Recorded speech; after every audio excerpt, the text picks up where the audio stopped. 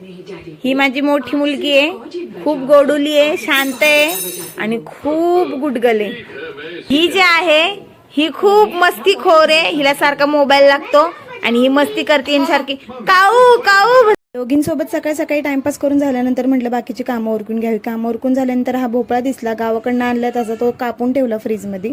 आणि मग नंतर आज ईद होती म्हणून आहे ना, संध्याकाळी भाभींनी आम्हाला शिरखुर्मा खायला बोलवलं होतं, पण त्यांनी फक्त शिरखुर्मा केला नव्हता बरं का, 2-3 आयटम केले होते। आणि ही त्यांची स्पेशल चाट होती की जी मला फार आवडली।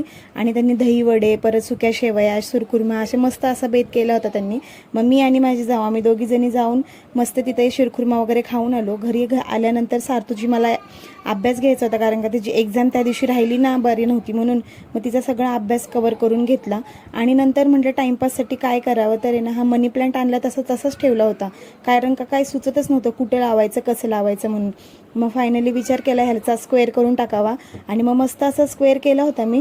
पण मग तो स्क्वेअर रिकामा कसा ठेवावा म्हणून विचार केला की आम्ही गोव्याला गेलो होतो तिथे, तेव्हा मस्त मस्त फोटो काढले होते, मग ते फोटो आहे ना मी मस्त असे त्याच्यात चिटकवावा असा विचार केला। आणि मदतीला ह्या दोघी जणी तर होत्याच माझ्या लुडबुड।